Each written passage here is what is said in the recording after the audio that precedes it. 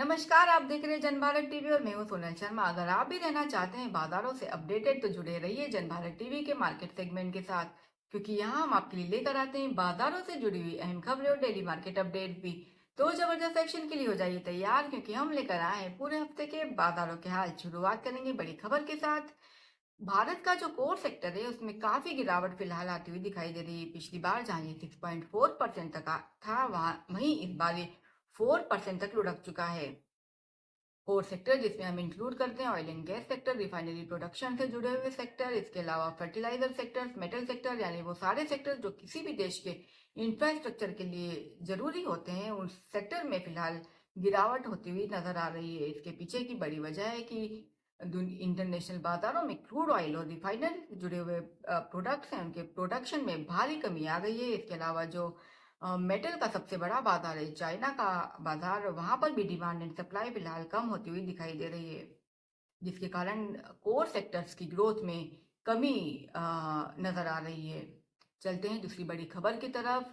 हमारे देश के जो परिवहन मंत्री है, उन्होंने देश के फाइनेंस मिनिस्टर को एक लेटर लिखा है और उस लेटर में ये सजेशन दिया है कि जितने भी इंश्योरेंस से, लाइफ इंश्योरेंस से और मेडिकल इंश्योरेंस से जुड़े हुए प्रोडक्ट्स हैं, उन पर या तो जीएसटी पूरी तरह से हटाया जाए या जीएसटी में कमी की जाए।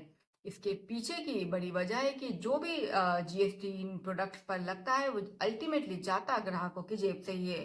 तो अगर हमारे देश की जो फाइनेंस मिनिस्टर है वो परिवहन मंत्री की बात मान लेती है, तो हो सकता है आने वाले कुछ दिनों में आपको ये जो प्रोडक्ट्स हैं, जो लाइफ इंश्योरेंस से जुड़े हुए प्रोडक्ट्स हैं, वो कुछ सस्ते होते हुए नजर आए। चलते हैं इस हफ्ते के बाजारों के हाल जाने। इस हफ्ते बाजारों की शानदार शुरुआत हुई, जहां सेंसेक्स ने 82,000 का लेवल क्रॉस कर लिया, वहीं निफ्टी भी 25,000 का लेवल बिना किसी ऑब्स्ट्रक्शन के क्रॉस कर गई। इसके पीछे की बड़ी वजह रही दुनिया भर के बाजारों से मिलने वाले संकेत, और वहीं जो हफ्ता बंद हुआ, यानी कि जो हफ्ते की क्लोजिंग रही, वो अच्छी खासी गिरावट पर रही, जहां सेंसेक्स 850 अंक के करीब लुढ़कता हुआ नजर आया। वहीं निफ्टी भी 300 से ज्यादा अंकों का गोता लगा करके बंद हुई। इस हफ्ते जो बाजारों को कमजोर करने वाले सेक्टर्स रहे वो रहे metal sector, oil and gas sector, automobile sector. वहीं हल्का फुल्का जो बाजारों को संभाला वो संभाला फार्मा सेक्टर ने, जैसे डीवीज लैब, सन फार्मा जैसे स्टॉक्स 1 से 1.5% तक चढ़ करके बंद हुए।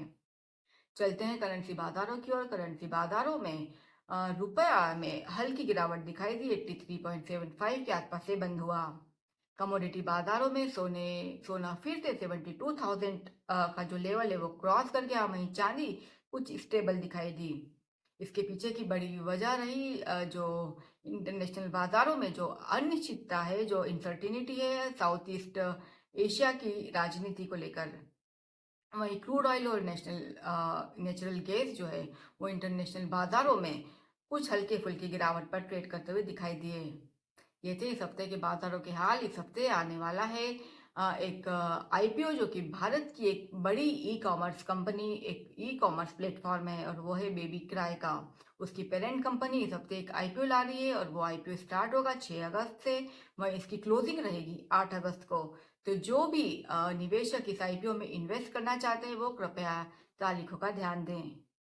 बाकी खबरों के लिए जुड़े रहिए जनभारत टीवी के साथ। नमस्कार।